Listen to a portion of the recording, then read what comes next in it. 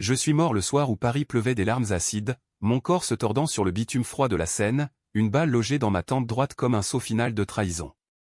Mon père, ce fantôme en chair et en os, m'avait regardé sombrer dans l'abîme familial, ses yeux froids reflétant non pas le regret, mais l'indifférence d'un homme qui avait déjà vendu son âme pour un héritage pourri.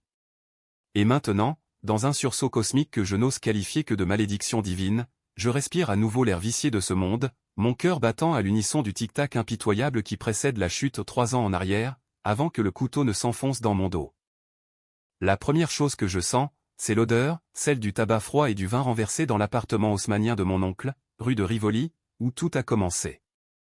Mes paupières s'ouvrent sur le plafond craquelé, orné de moulures baroques qui me narguent comme des rires étouffés. Je suis allongé sur le canapé en velours usé, ma chemise blanche tachée de sueur, et le monde tourbillonne dans un vertige qui n'est pas de l'alcool, mais de la mémoire. Les souvenirs affluent comme un raz-de-marée, la réunion familiale ce soir-là, les sourires plaqués, les alliances secrètes tissées dans l'ombre des lustres en cristal. Mon cousin Étienne, avec son air de dandy faussement affable, m'avait tendu le verre empoisonné non pas littéralement, mais par les mots qui suivaient, des accusations forgées pour me dépouiller de mon legs. Je me redresse d'un bond, le souffle court, et attrape mon téléphone sur la table basse. La date, 15 juin 2022. 3 ans avant ma mort. Mon Dieu, ou quelle que soit l'entité qui m'a renvoyé ici, c'est réel. Je palpe mon crâne, intact, sans la cicatrice béante qui m'avait marqué dans ma précédente vie. Les mains tremblantes, je compose le numéro de ma sœur, Élise, mais je raccroche avant la première sonnerie. Non. Pas encore. La vengeance n'est pas un feu qu'on allume à la va-vite, c'est une braise qu'on nourrit patiemment, jusqu'à ce qu'elle consume tout. Paris, cette ville de lumière factice et de ruelles sombres, est le théâtre parfait pour mon retour. J'ai été architecte, un modeste génie des lignes droites et des courbes audacieuses, travaillant pour la famille Duval, empire immobilier bâti sur des mensonges et des dettes occultes. Mon crime ? Avoir découvert le pot aux roses, des pots de vin versés à des officiels corrompus pour des projets pharaoniques à la défense, des fondations fissurées sur des cadavres d'ouvriers immigrés oubliés. J'avais voulu alerter, témoigner, mais Étienne, mon cousin chéri, avait tout orchestré.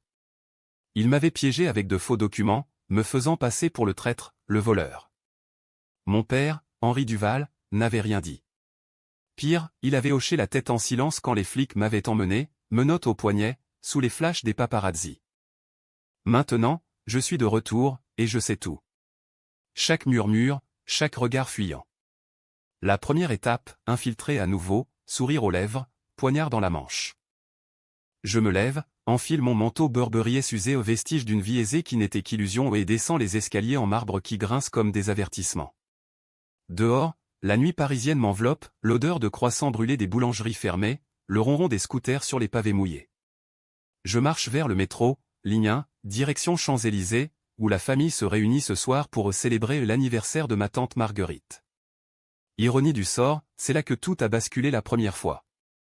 Dans le wagon bondé, je fixe mon reflet dans la vitre, Alexandre Duval, 32 ans, yeux verts hérité de ma mère disparue trop tôt, un fantôme moi-même. Je répète mentalement les noms, Étienne, le serpent, mon père, le lâche, Élise, ma sœur, qui a choisi le camp des gagnants pour un appartement à Montmartre.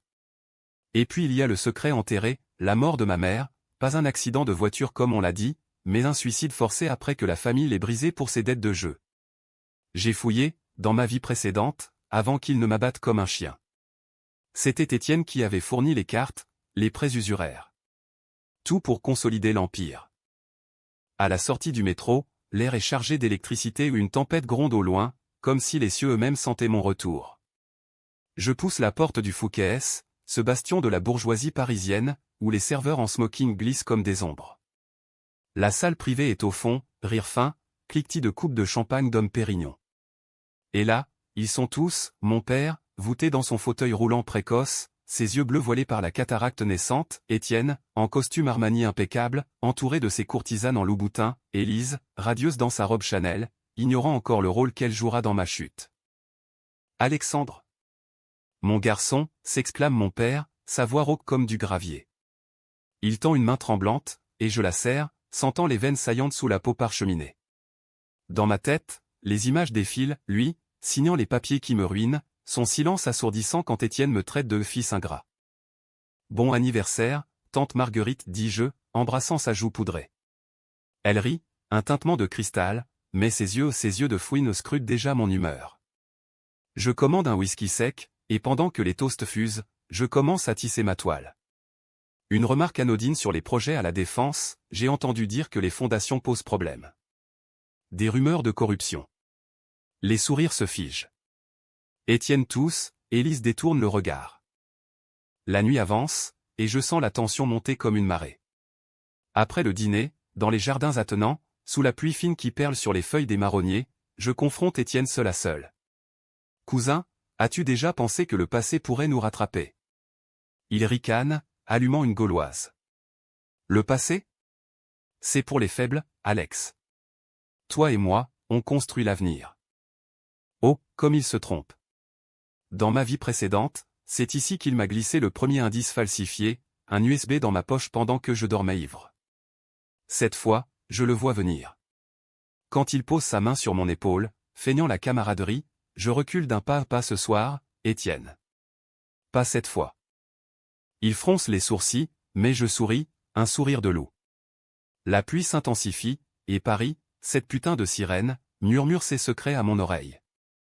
La vengeance commence par un mensonge, mais elle s'achève par la vérité nue, sanglante. Les jours suivants se déroulent comme un ballet macabre. Je reprends mon poste chez Duval Immobilier, feignant l'enthousiasme pour les nouveaux contrats. Mon bureau, au 7e étage de la tour Montparnasse, surplombe la ville comme un œil vigilant. J'installe un logiciel de surveillance discret, un cadeau de ma vie antérieure, appris dans les geôles numériques où j'ai croupi en attendant le jugement. Les emails d'Étienne affluents, rendez-vous avec des lobbyistes véreux, virements occultes vers des comptes offshore à Monaco. Je les archive, chaque octet une brique dans mon mur de preuves. Mais la trahison la plus profonde n'est pas celle d'Étienne, c'est celle de mon sang. Un soir, après une journée de négociations tendues, je rentre chez mon père, dans son hôtel particulier du Marais. Les murs tapissés de portraits ancestraux me toisent, accusateurs. Il est assis dans son bureau, une carafe de cognac à portée de main, feuilletant des factures jaunies. Père, dis-je en entrant sans frapper, parlons de maman. Ses yeux s'écarquillent, la carafe tremble. Que? Quoi? C'était un accident, tu le sais. Non. Ma voix est un fil d'acier. C'était Étienne. Les dettes, les jeux. Tu le savais, n'est-ce pas? Et tu as laissé faire. Il se recroqueville, un vieillard brisé. Alexandre, c'était pour l'Empire. Pour nous tous. Ta mère. Elle était faible. Faible. Le mot me frappe comme un coup de poignard. Dans ma mort précédente, j'avais hurlé cela dans le vide, avant que la balle ne vienne. Et moi? Quand Étienne m'accusera, quand il me dépouillera, tu resteras les bras croisés. Il ne répond pas. Juste un silence, lourd comme la Seine en crue. Je sors, claquant la porte, et dans la rue, sous les réverbères tamisés, je jure, il paiera. Tous paieront. La première fissure apparaît une semaine plus tard. J'anonymise un email à un journaliste du Monde, un vieil ami de mes jours d'étudiant à la Sorbonne. Duval Immobilier, corruption à la défense. Preuve jointe. Les premières ripples, un article discret, soupçon sur un géant immobilier parisien. Étienne panique, convoque une réunion d'urgence. Dans la salle de conférence vitrée, il me fixe, suspicieux. Alex, tu as vu ça? C'est de la merde. Peut-être, réponds-je, sirotant mon espresso. Ou peut-être que la vérité sort toujours. Élise, assise en face, mord sa lèvre. Elle sait quelque chose dans ma vie passée, c'était elle qui avait fourni à Étienne les détails de mes habitudes, pour mieux me piéger. Ce soir-là, je l'invite à dîner au tour d'argent, vue imprenable sur Notre-Dame. Les lumières de la cathédrale dansent sur la Seine, un ballet de rédemption manqué. Serette, dis-je en levant mon verre de Sancerre, tu me caches quelque chose, n'est-ce pas? Elle rit nerveusement, ses boucles blondes cascadant. Toujours le parano, Alex. C'est le stress du boulot. Non. C'est la peur. Je pose ma main sur la sienne, et elle tressaille. Dis-moi pour Étienne. Pour maman.